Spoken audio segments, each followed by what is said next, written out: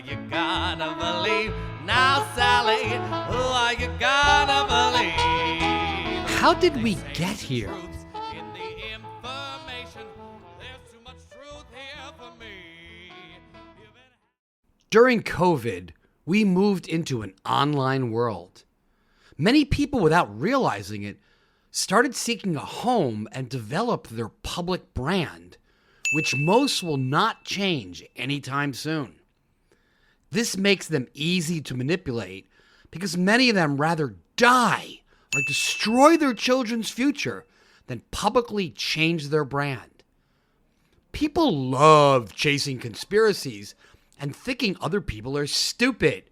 It makes them feel important and unfortunately lets them simply blame their problems and frustrations on others. This results in shouting everywhere in our new post-COVID connected world. Thus, manipulation through emotions rules. Masses are addicted to social media. This is like a drug addiction. Many people are isolated, depressed, and feeling powerless, and this is their drug of choice to cope.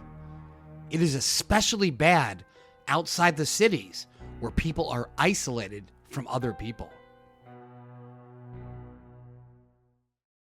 This is the era of psychological warfare at a level we have never experienced before. Who are the enemies driving this? Foreign countries? Some of the 1%? Corporate supporters? What about the stockholders who benefit from the profits of corporations, like pension and mutual funds, which are owned by the average American? Or has AI already taken over?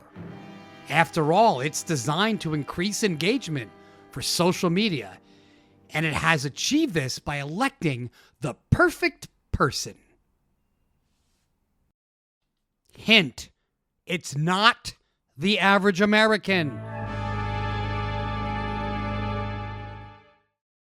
In the Star Trek episode Day of the Dove, the Klingons and Earthlings were fighting each other with swords provided out of nowhere. And Mr. Spock, the logical one, figured out that there was an alien entity feeding off the fighting.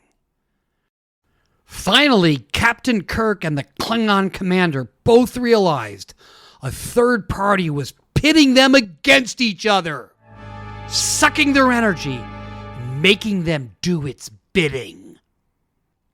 Sound familiar? This is one of the oldest tricks in the book and has been done for centuries. As Sun Tzu said, the supreme art of war is to subdue the enemy without fighting.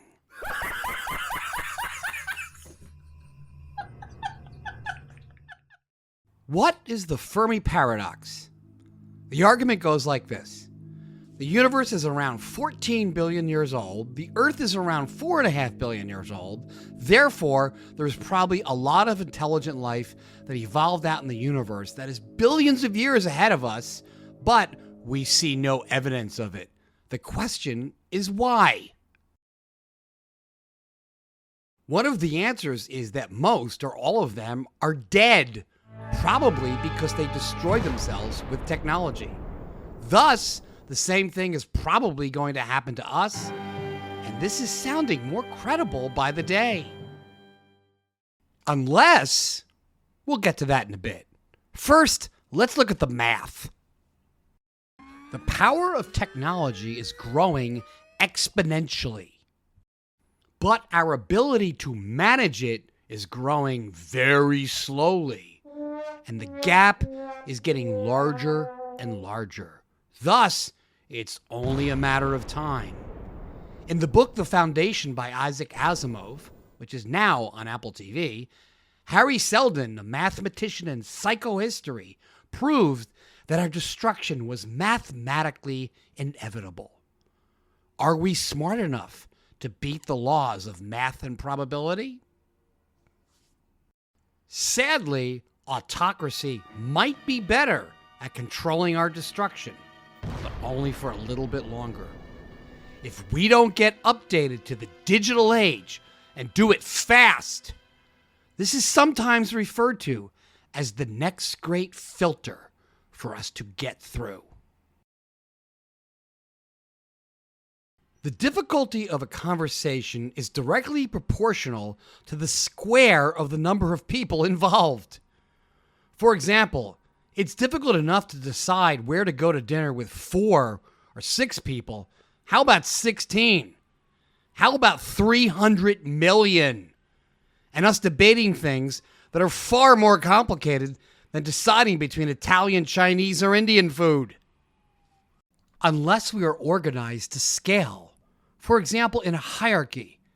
In the past, before computing and networking technology and cable proliferation, we had a hierarchy which, despite its flaws, and there are many, kept out crazy ideas and kept things more or less stable. We had the news media as a fact checker, gatekeeper, and watchdog. And we had more closed primaries. But this also kept the 1% in power. And now the pendulum has swung the other way, and we have chaos as the filters and controls are gone. We have been wired up and short-circuited. AI and deep fakes will make it worse. A totally new reality and new power structures are upon us.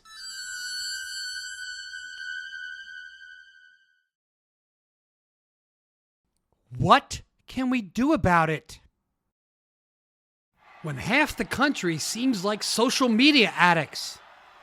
But if the 1% control the system, that is the old political parties, were evolving, we wouldn't be here. They're still following their old ways. In this situation, they couldn't come up with somebody better? Trump is a wrecking ball. If you believe in democracy, you have to conclude that this was meant to be. Harry Seldon from the Foundation would certainly agree. There are many things we can do, like fight what's happening in Washington right now, and there are people doing that. It's really important, but we have limited leverage for the moment. We can wait hoping for the tide to turn, but the biggest problem is probably social media, which got us here in the first place. We can try to push the platforms to take bots and con artists more seriously. For example, 10 to 20% of the human genome is for fighting infections and parasites. But not in this administration. We can push for more education about social media and living in the digital age. But once again, not in this administration. We could push for it locally, though. One thing we can do, of course, is Project Vulcan. New social media technologies to improve political and public discourse so we can scale better than an autocracy. The Republican Party has been overhauled to push us to the right. The Democratic Party must be overhauled to get us to the center. We citizens simply need to step up to the plate and fight for the future. We're the only ones who can do it. It's up to us.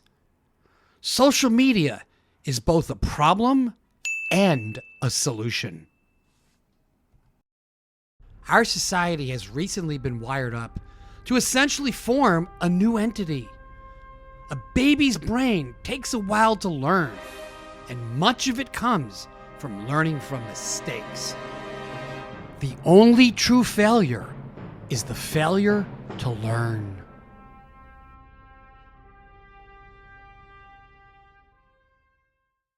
The old models will be replaced with new models to hopefully form efficient and stable structures that serves the needs of humans. For example, on the right, leaders and influencers will cluster around groups of people, and those leaders will work together. But of course, individuals will still interact with each other and with the leaders and influencers. in many ways. The most important thing being to avoid complete chaos.